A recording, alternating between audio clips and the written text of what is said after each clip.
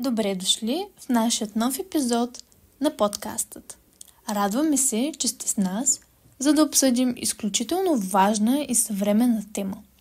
Как да изграждаме мостове между културите в юношеството и как да се справим с предизвикателствата, които възникват, когато различни култури се срещат в училищата и извън тях. Този подкаст е част от проекта Welcome at School. Ние вярваме, че разбирането и интеграцията на различията в културите е основа за изграждане на силни и стабилни обществени взаимоотношения. Благодарим на всички партньори, които участват в проекта и го подкрепят, включително на местни организации и училища.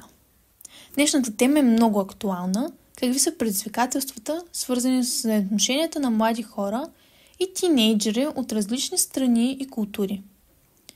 Възниква въпросът: връзките сами ли се изграждат или е необходимо фасилитатор като учител, родител или междукултурен асистент?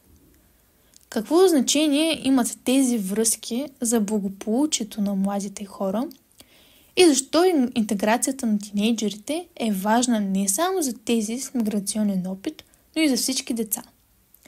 Целта на този подкаст е да представи практически съвети за родители, учители и самите млади хора.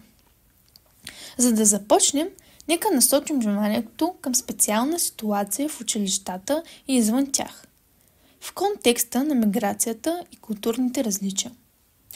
Много деца и тинейджери, дошли от различни части на света, се срещат с нова културна среда. Как тези културни различия могат да повлияят на взаимоотношенията между местни и чуждестранни тинейджери?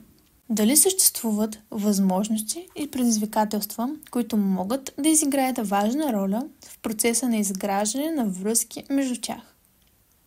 Когато говорим за културно многообразие, е важно да осъзнаем, че юношеството е период, в който социализацията играе огромна роля.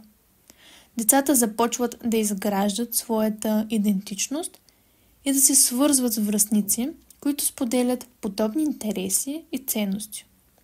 Когато обаче тези деца идват от различни култури, възникват бариери. Не само езикови, но и културни. Може да има различия в поведението, навиците, дори и в начина на общуване. Това поставя децата в ситуация на несигурност и понякога те се чувстват неразбрани или откъснати. Културните различия често водят до непълно разбиране между децата. Например, едни деца могат да се чувстват некомфортно, ако местните тинейджери не ги включват в разговори, защото може да има стереотипи или страх от различното.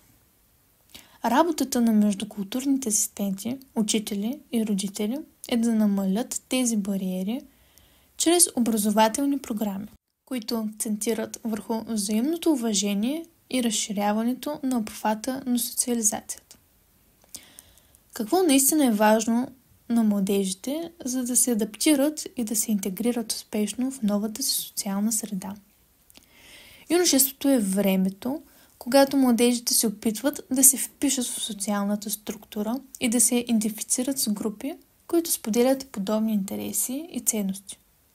В контекста на миграцията, когато детето или тинейджера пристига в нова страна, то може да се почувства изолирано като чужденец в собствената си група.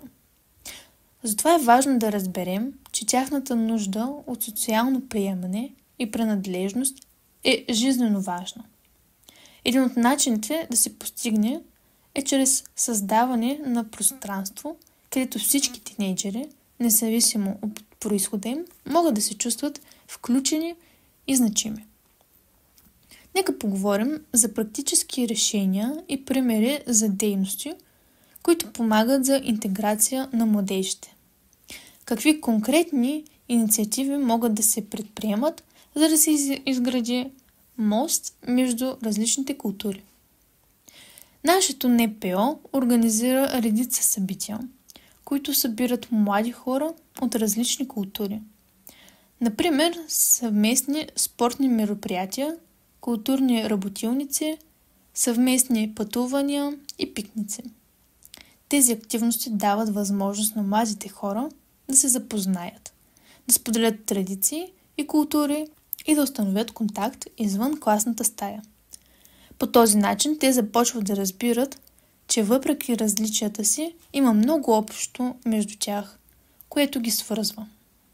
Какви са начините, по които родителите, учителите и междукултурните асистенти могат да подкрепят тези процеси на интеграция? Родителите имат ключова роля, защото тяхната подкрепа е основа за изграждането на положителни нагласи към другите. Ние можем да насърчим нашите деца да бъдат отворени към различията, да бъдат проактивни в социализирането и да участват в събития, които включват чуждестранни деца. Важно е да им покажем чрез личен пример как да се изграждат приятелства с хора от различни култури.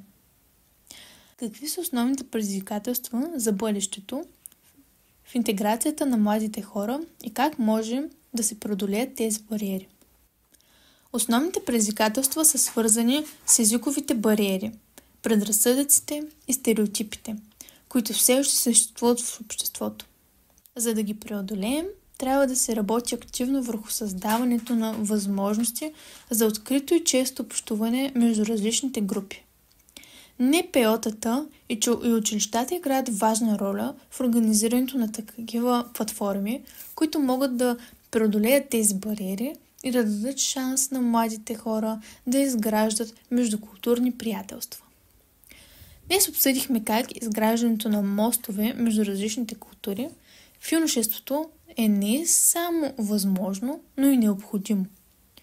Чрез съвременни дейности, подкрепа от възрастните и активно участие на всички в процеса на интеграция, можем да създадем по-отворено и приобщаващо общество. Нека всички се замислим какво можем да направим, за да подкрепим тези процеси в нашето училище или общност. Как можем да се включим като родители, учители или членове на местната общност, за да помагаме на тинейджерите да изградят мостове на взаимно разбиране и уважение. Можете да намерите повече информация и ресурси на нашия уебсайт, както и да се включите в кампаниите и дейностите на местните неправителствени организации, които работят по тези въпроси. Подкрепете ни и бъдете част от промяната. Този подкаст е част от проекта Welcome at School, който цели да създаде инструменти за подкрепа на ученици с миграционен опит, както и за подкрепа на възрастни, родители и учители. Благодарим на всички наши партньори, които активно работят за интеграцията на младежите. This material is a part of the Welcome Erasmus Plus project and is supported by the European Union. Views and opinions expressed are, however, those of the authors only and do not necessarily reflect those of the European Union or the European Education and Culture Executive Agency. Neither the European Union nor EASEA can be held responsible for them.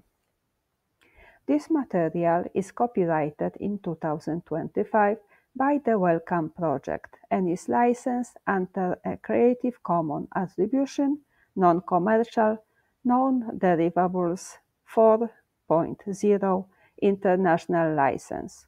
You can find more information and a link to full license in the description.